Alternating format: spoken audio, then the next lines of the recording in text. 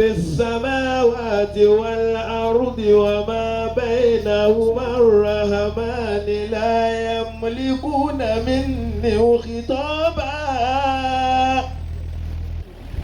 يوم يقوم الروح والملائكة صفا لا يتكلمون إلا من أذن له الرحمن وقال صوابا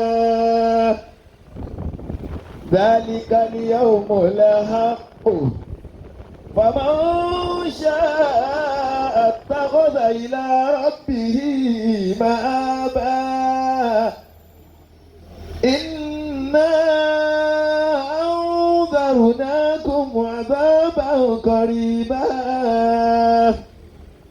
يوم ينظر المرء ما قدمت يداه ويقول الكافر يا ليتني كنت ترابا سبحان الله وقضى ربك ألا تعبدوا إلا إياه وبالوالدين إما يبلغن عندك الكبر أحدهما أو كلاهما فلا تقل لهما أف ولا تنهرهما وقل رب ارحمهما كما ربياني صغيرا صدق الله العظيم. ẹjọ́ ní Allahu Akbar ẹ dákun ẹjẹ́ agbọ́lọ́ tóbi dáadáa.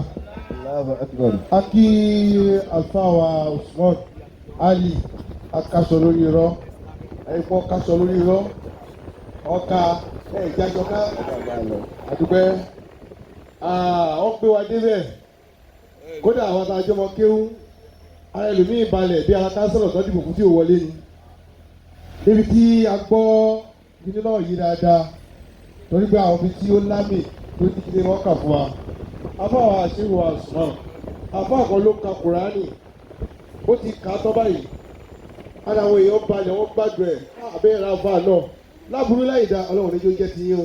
Àmín. ẹ kì í sọ wá àdúrà Ti sàmì. ẹ ti sàmì ọlọ́run forí jì yín o. ọlọ́mọṣẹ́ àjẹ́ kí lẹ́nu àwọn alílábí ọlọ́mọṣẹ́ àjẹ́ kí alùbáríkà ọlọ́run yóò máa lékún sí. Àmín. ọlọ́run nígbà Muhammad Sallallahu alaihi wasallam. ó bá àwọn ìyá wa tí wọ́n ti dé la kí à ń fi àkókò yìí ti ẹni tí ọlọ́run ní kí.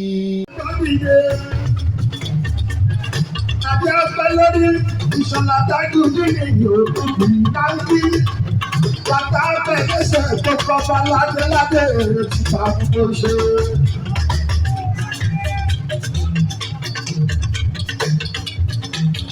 kábíyèsí ọba kọrù àbí ọpẹ́ lórí lọ́wọ́lọ́wọ́ báyìí ó wọ ilé kábíyèsí ọba Olúṣẹ́gun Adéyẹmí Olúṣẹ́gun gbòòrò àbí ọpẹ́ lórí.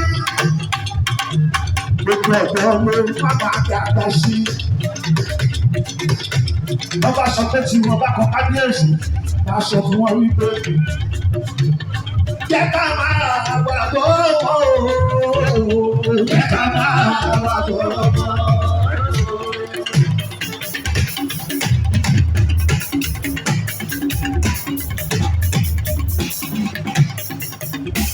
Jẹ́ ká máa wà bọ́ọ̀ ìlú láṣẹ.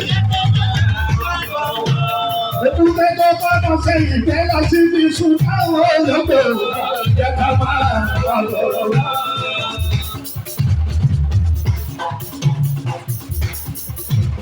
Àkọ́ni Adéyẹsí lọ.